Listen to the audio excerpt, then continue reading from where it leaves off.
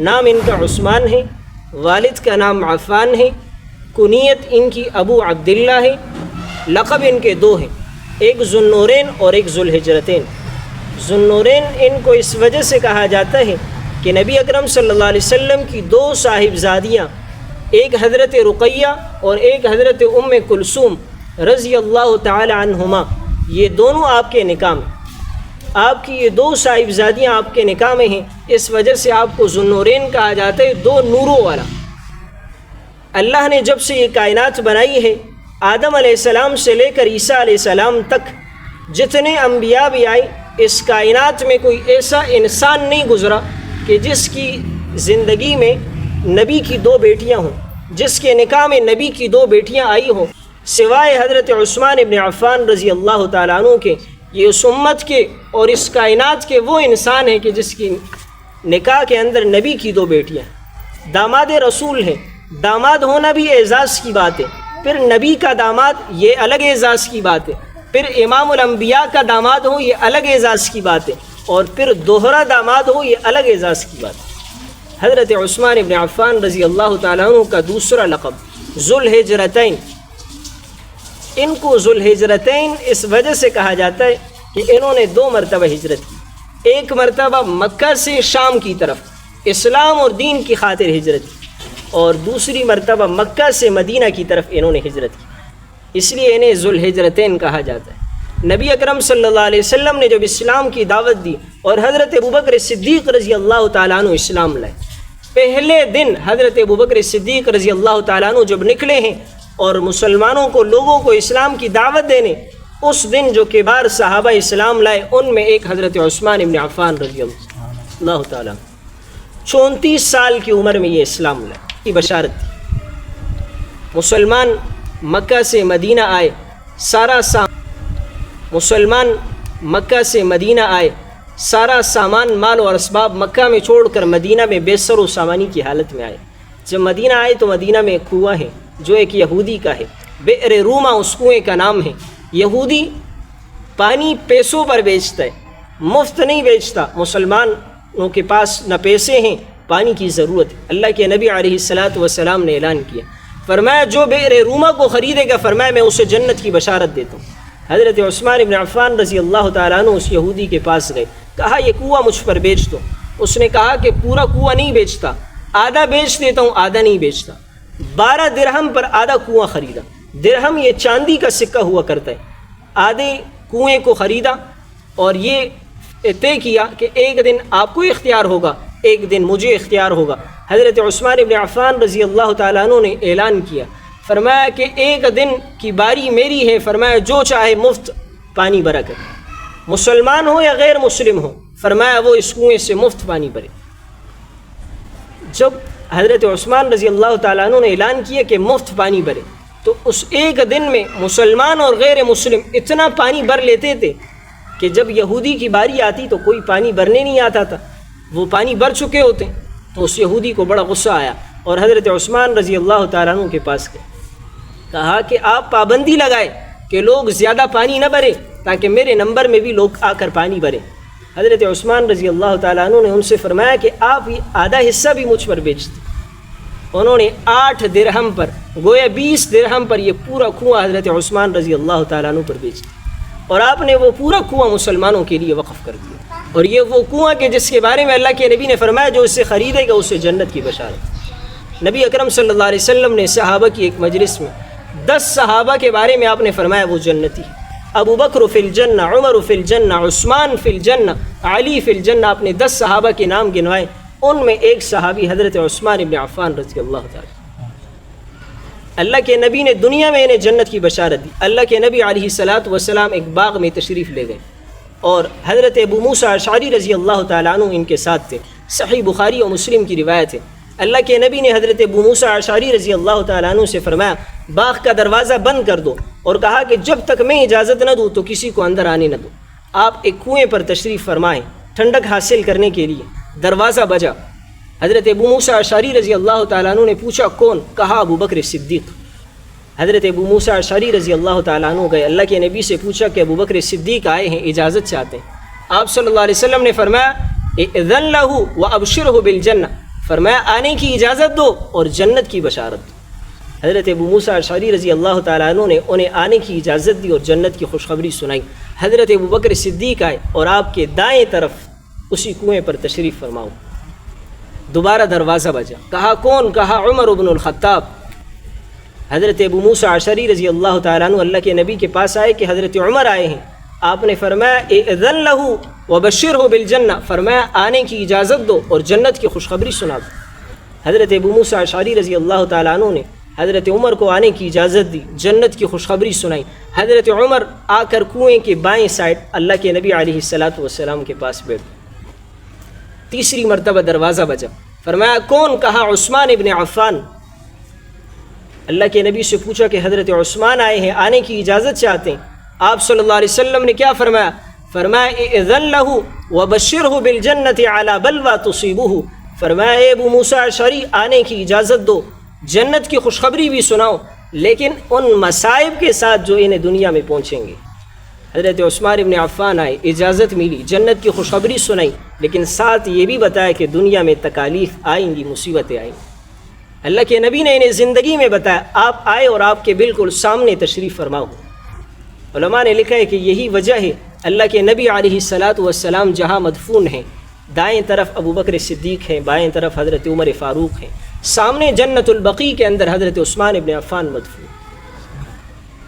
فرمایا دنیا کے اندر اللہ کے نبی نے انہیں جنت کی بشارت دی، اور بہرحال دی غزوہ تبوک کا موقع آیا، 9 ہجری ہے، مسلمانوں کا مقابلہ رومیوں سے ہے، رومیوں کا لشکر 2 لاکھ پر مشتمل اور مسلمانوں کا لشکر 40,000 پر مشتمل، جس میں 10,000 سوار ہیں، 30,000 پیادہ ہیں، اور رومیوں کا لشکر 2 لاکھ پر اور اسلحہ لیس۔ اللہ کے نبی علیہ الصلاۃ والسلام نے اعلان کیا، فرمایا کون ہے جو اس جنگ میں ہماری مدد کرے؟ یہ وہی جنگ تھی کہ حضرت ابو بکر صدیق رضی اللہ تعالیٰ عنہ نے اپنے گھر کا سارا سامان لا کر اللہ کے نبی کے قدموں میں پیش کیا۔ حضرت عمر فاروق رضی اللہ تعالیٰ عنہ نے اپنے گھر کا آدھا سامان لا کر اللہ کے نبی کے قدموں میں پیش کیا۔ حضرت عثمان ابن عفان رضی اللہ تعالیٰ عنہ نے اعلان کیا، کہا 1/3 لشکر کا خرچہ مع ساز و سامان کے، کہا میں ذمہ دار ہوں۔ 1/3 لشکر، گویا تقریباً 13,000 افراد کے لیے مع ساز و سامان کے آپ نے اعلان کیا۔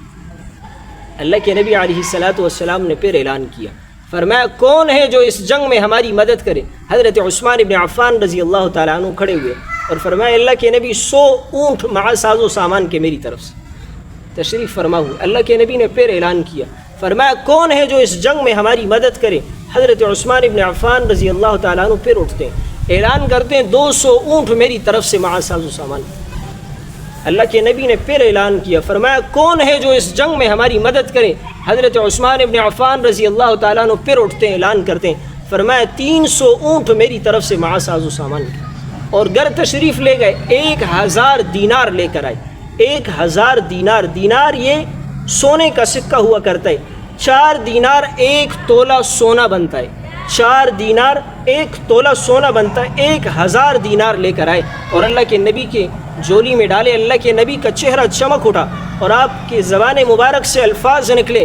ترمذی کی روایت ہے، اللہ کے نبی نے فرمایا ما ضر عثمان ما عمل بعد اليوم، فرمایا عثمان آج تو کچھ بھی کرے تجھے کوئی چیز نقصان نہیں دے سکتی، فرمایا آج کے بعد تو کچھ بھی کرے تجھے کوئی چیز نقصان نہیں دے سکتی۔ یہ حضرت عثمان ابن عفان رضی اللہ تعالیٰ عنہ۔ حضرت ابوبکر صدیق کا دور ہے، قحط پڑا، مسلمانوں کے پاس کچھ نہیں ہے، قحط ہے۔ پتہ چلا حضرت عثمان رضی اللہ تعالیٰ عنہ کا قافلہ شام سے آ رہا ہے۔ حضرت عثمان رضی اللہ تعالیٰ عنہ کے پاس مدینہ کے تاجر آئے، کہا کہ قحط ہے، آپ یہ غلہ ہم پر بیچ دیں۔ کہا ہر 10 درہم کے بدلے 2 درہم نفع زیادہ دیں گے۔ حضرت عثمان رضی اللہ تعالیٰ عنہ نے فرمایا کہ نہیں، کم ہے۔ فرمایا ہر 10 کے بدلے 4 دیں گے، کہا نہیں کم ہے۔ کہا ہر 10 درہم پر 6 درہم مزید نفع دیں گے۔ حضرت عثمان رضی اللہ تعالیٰ عنہ نے فرمایا یہ بھی کم ہے۔ کہا میں نے جس سے سودا کیا ہے وہ اس سے زیادہ دیتا ہے۔ مدینہ کے تاجر حیران ہوئے کہ ہم سب تاجر جمع ہیں، ہم سے زیادہ کون دے سکتا ہے؟ حضرت عثمان رضی اللہ تعالیٰ عنہ نے فرمایا میں نے یہ سارا قافلہ مدینہ کے فقراء کے لیے وقف کر دیا ہے، اور وہ رب ہے کہ جو 1 کے بدلے 10 عطا کرتا ہے۔ وہ پورا قافلہ قحط کے دور میں وہ مسلمانوں کے لیے وقف کرے۔ یہ حضرت عثمان رضی اللہ تعالیٰ عنہ ان کی سخاوت۔ حضرت عثمان رضی اللہ تعالیٰ عنہ وہ صحابی رسول، اللہ کے نبی علیہ السلام احد پہاڑ پر تشریف فرمائے، احد کا پہاڑ ہلنے لگا، ترمذی کی روایت ہے، آپ نے احد پہاڑ کو ٹھوکر ماری اور فرمایا اسبت احد فإنما علیک نبی و صدیق و شہیدان، فرمایا اے احد ٹھہر جا، تجھ پر ایک نبی ہے، ایک صدیق ہے اور 2 شہید۔ نبی سے مراد پیغمبر صلی اللہ علیہ وسلم خود تھے، صدیق سے مراد ابو بکر صدیق ہیں، اور 2 شہیدوں سے مراد حضرت عمر ہے اور حضرت عثمان۔ فرمایا تجھ پر 2 شہید ہیں، اللہ کے نبی نے دنیا میں انہیں بشارت دی کہ آپ شہید ہوں گے۔ ان کے دور خلافت کے اندر 35 لاکھ مربع میل تک اسلام پھیل چکا، افریقہ تک کے ممالک حضرت عثمان رضی اللہ تعالیٰ عنہ کے دور خلافت میں تھے، اور جب یہودیوں نے دیکھا کہ اسلام دن بدن پھیل رہا ہے اور کہیں یہ اسلام پوری دنیا میں نہ پھیل جائے، تو یہودیوں کا ایک بہت بڑا سردار عبداللہ ابن سبا یہودی نے سازش اور چند لوگوں کو تیار کی۔ واقعہ تو بڑا تفصیلی ہے لیکن مختصر بتا کر بات ختم کرتے ہیں۔ انہوں نے چند لوگوں کو تیار کیا، جب دیکھا کہ مسلمان فتح پر فتح کر رہے ہیں تو چند بلوائی مدینہ میں داخل ہوئے اور انہوں نے حضرت عثمان رضی اللہ تعالیٰ عنہ کے گھر کا محاصرہ کیا، آپ کے گھر کو چاروں طرف سے گھیر دیا۔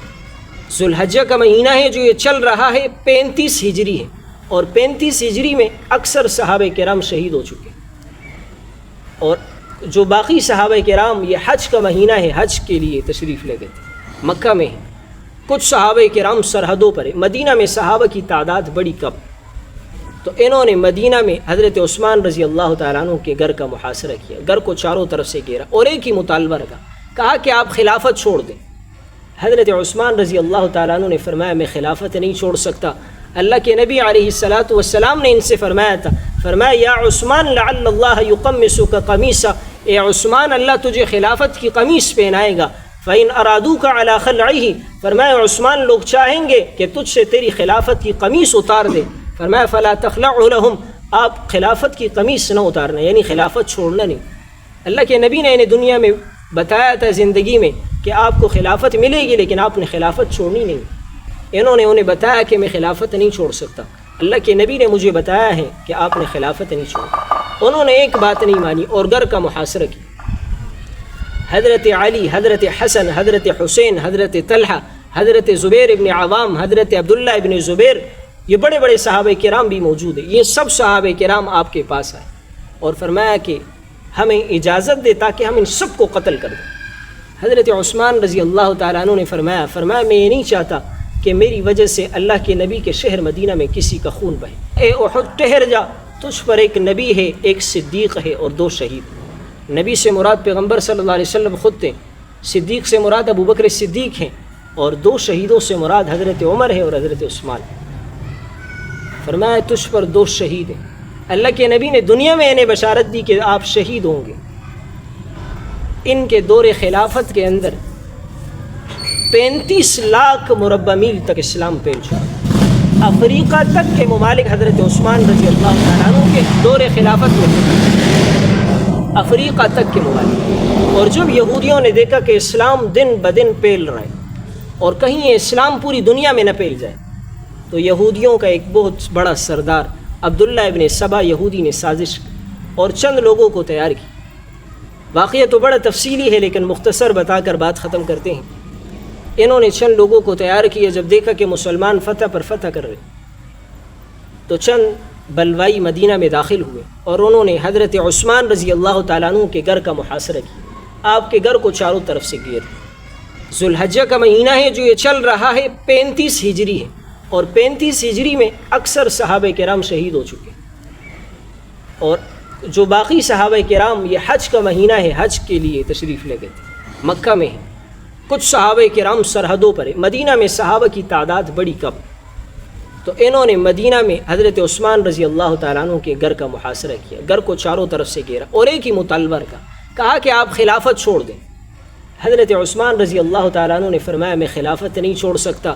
اللہ کے نبی علیہ السلام نے ان سے فرمایا تھا، فرمایا یا عثمان لعل اللہ یقمصک قمیصا، اے عثمان اللہ تجھے خلافت کی قمیص پہنائے گا، فإن ارادوک علی خلعہ، فرمایا عثمان لوگ چاہیں گے کہ تجھ سے تیری خلافت کی قمیص اتار دے، فرمایا فلا تخلع لہم، آپ خلافت کی قمیص نہ اتارنا، یعنی خلافت چھوڑنا نہیں۔ اللہ کے نبی نے انہیں دنیا میں بتایا تھا زندگی میں کہ آپ کو خلافت ملے گی، لیکن آپ نے خلافت چھوڑنی نہیں۔ انہوں نے انہیں بتایا کہ میں خلافت نہیں چھوڑ سکتا، اللہ کے نبی نے مجھے بتایا ہے کہ آپ نے خلافت نہیں چھوڑی۔ انہوں نے ایک بات نہیں مانی اور گھر کا محاصرہ کیا۔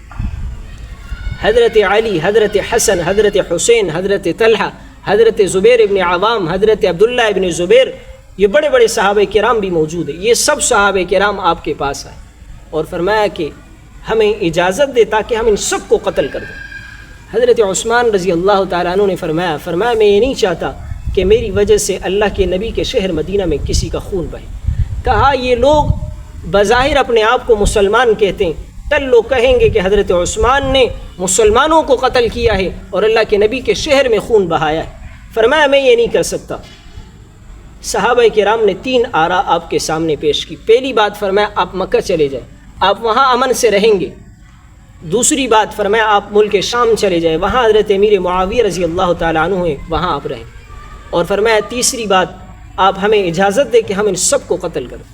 حضرت عثمان رضی اللہ تعالیٰ عنہ نے فرمایا کہ میں مکہ نہیں جا سکتا۔ فرمایا مکہ اس وجہ سے نہیں جا سکتا کہ اگر مکہ جاؤں گا یہ لوگ مکہ بھی آ جائیں گے اور اللہ کے گھر بیت اللہ کی بے حرمتی کریں گے، میں نہیں چاہتا کہ میری وجہ سے اللہ کے گھر کی بے حرمتی ہو۔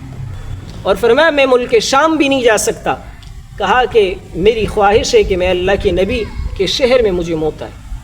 اور کہا کہ میں اجازت بھی نہیں دے سکتا، کہا میں نہیں چاہتا کہ میری وجہ سے مدینہ الرسول میں اللہ کے نبی کے شہر میں خون بہے۔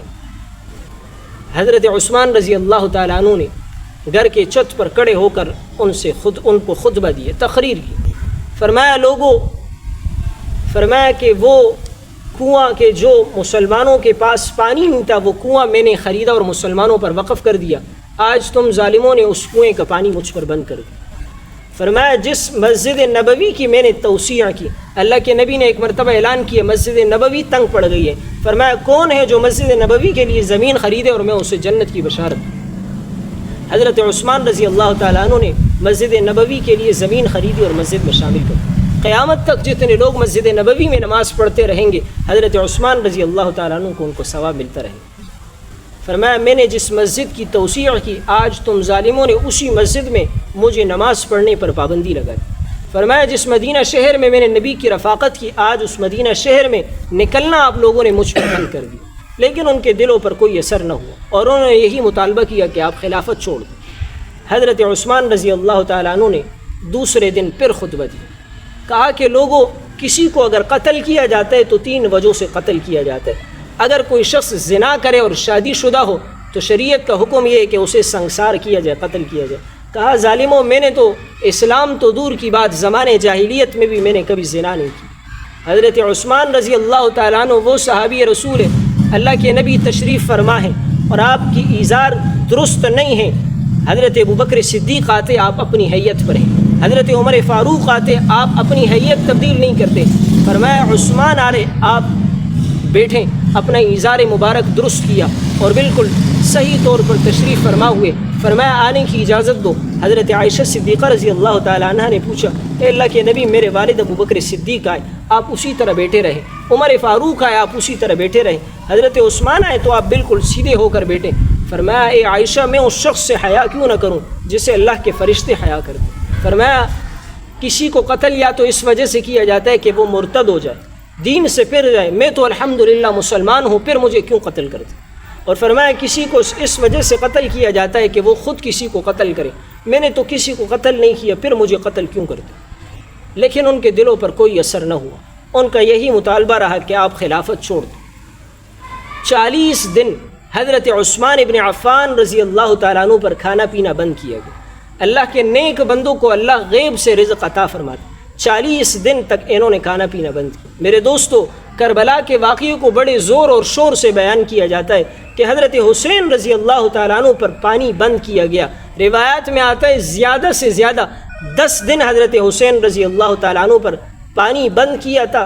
یہ اس کائنات کا وہ مظلوم ہے، اس کائنات میں اس سے بڑھ کر کوئی مظلوم نہیں کہ جس پر 40 دن پانی بند کیا۔ اس مظلوم کو کوئی یاد نہیں رکھتا کہ جس پر 40 دن کھانا پینا بند کیا گیا۔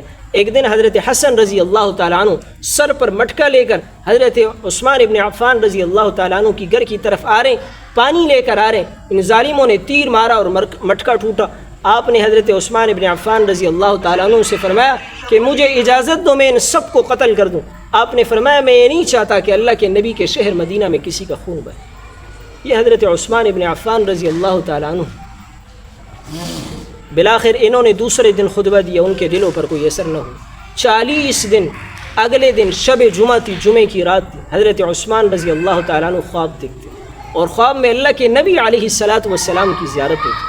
اللہ کے نبی ان سے فرماتے عثمان تو نے 40 دن روزہ رکھا، کل ہمارے ساتھ افطار کرنا۔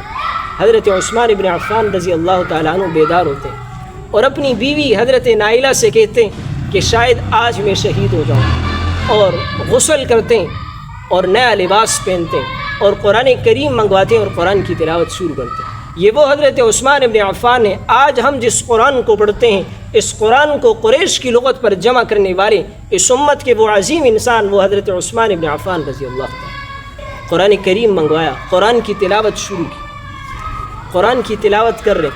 3 بدبخت، بشر بن کنانہ، سودان ابن حمران اور عمر ابن، سب سے پہلے گھر میں داخل ہوا دیوار پلانگ کر بشر بن کنانہ تھا، اس نے اس کے ہاتھ میں لوہے کی ایک بڑی سلاخ تھی، حضرت عثمان رضی اللہ تعالیٰ عنہ پر پیچھے سے وار کیا، آپ کے سر پر وار کیا، آپ نیچے گرے۔ اس کے بعد سودان ابن حمران جس کے ہاتھ میں نیزہ تھا اور وہ آپ کے سینے مبارک پر چڑھا اور آپ کے سینے پر 9 زخم لگائے اور آپ کے سینے سے خون کا ایک فوارہ نکلا جو قرآن کریم کی آیت پر لگا، فَسَيَكْفِيكَهُمُ اللَّهُ وَهُوَ السَّمِيعُ الْعَلِيمُ۔ فرمایا اللہ آپ کی طرف سے کافی ہو جائیں گے، وہ بے شک سننے والا بھی ہے، جاننے والا بھی۔ تیسرا بدبخت عمر بن عقبہ داخل ہوا جس کے ہاتھ میں تلوار تھی اور اس نے چاہا کہ حضرت عثمان رضی اللہ تعالیٰ عنہ کا سر تن سے الگ کر دے، تو ان کی بیوی حضرت نائلہ آگے بڑھی۔ جب وہ آگے بڑھی تو اس بدبخت نے جب تلوار چلائی تو حضرت نائلہ کی 3 انگلیاں کٹ گئی۔ حضرت عثمان رضی اللہ تعالیٰ عنہ نے زندگی میں کسی کے لیے کبھی بد دعا نہیں کی، لیکن جب ان کی عزت پر حرف آیا تو انہوں نے آسمان کی طرف نگاہ اٹھائی، کہا اے اللہ ان سب کے ہاتھ پاؤں توڑ دے، اور فرمایا ان کی زبان کتے کی طرح باہر کر دے، اور یہ لوگوں سے پانی مانگتے رہے کوئی انہیں پانی نہ دے۔ بالآخر حضرت عثمان رضی اللہ تعالیٰ عنہ کو انہوں نے شہید کیا، 2 دن تک جنازہ اٹھانے نہ دیا۔ حضرت جبیر ابن مطعم رضی اللہ تعالیٰ عنہ نے، اور ایک روایت کے مطابق حضرت زبیر رضی اللہ تعالیٰ عنہ نے 2 دن بعد آپ کی نماز جنازہ پڑھے۔ حضرت عثمان رضی اللہ تعالیٰ عنہ کے قاتلین، پھر لوگوں نے دیکھا کہ شام کی جامعہ مسجد کے باہر 2 لوگ پڑے ہیں، کہا یہ کون ہیں؟ ان کے ہاتھ پاؤں ٹوٹے ہوئے ہیں، زبان کتے کی طرح باہر ہے، لوگوں سے پانی مانگتے کوئی انہیں پانی نہیں دیتا، کہا یہ کون ہے؟ بتایا گیا کہ حضرت عثمان ابن عفان کے قاتل ہیں۔ اللہ نے دنیا میں ان کو پھر سزا دی۔ اور ایک وہ بدبخت کہ جس نے حضرت عثمان ابن عفان رضی اللہ تعالیٰ عنہ کی میت پر تمانچہ مارا، اللہ نے اس کا ہاتھ شل کر دیا اور ساری زندگی وہ پھر ہاتھ سے کوئی کام نہ کر سکا۔ یہ حضرت عثمان ابن عفان اس امت کے، اس کائنات کے سب سے زیادہ مظلوم ترین انسان حضرت عثمان ابن عفان۔ اللہ کے نبی سے کیسا عشق ہے، مسجد نبوی کے دروازے پر بیٹھے، وضو کے لیے پانی منگوایا، وضو کیا، وضو کے درمیان مسکرائے، ہنس پڑے۔ لوگوں نے پوچھا آپ کیوں مسکرائے؟ کہا میں نے اپنے نبی کو دیکھا، میں نے اللہ کے نبی کو دیکھا، اللہ کے نبی مسجد نبوی کے دروازے پر تشریف فرما ہوئے، آپ نے پانی منگوایا، آپ وضو کے دوران مسکرائے، آج میں اپنے نبی کی اس سنت پر عمل کرتے ہوئے مسکرا رہا ہوں۔ یہ حضرت عثمان ابن عفان ہے۔ ایک شخص طواف کر رہے ہیں ان کے ساتھ، اور رکن یمانی جو حجر اسود ہے اسے استلام کیا جاتا ہے، اس طرح اشارہ کیا جاتا ہے، رکن یمانی کا استلام نہیں کیا جاتا۔ ایک شخص نے چاہا کہ وہ رکن یمانی کا بھی استلام کرے۔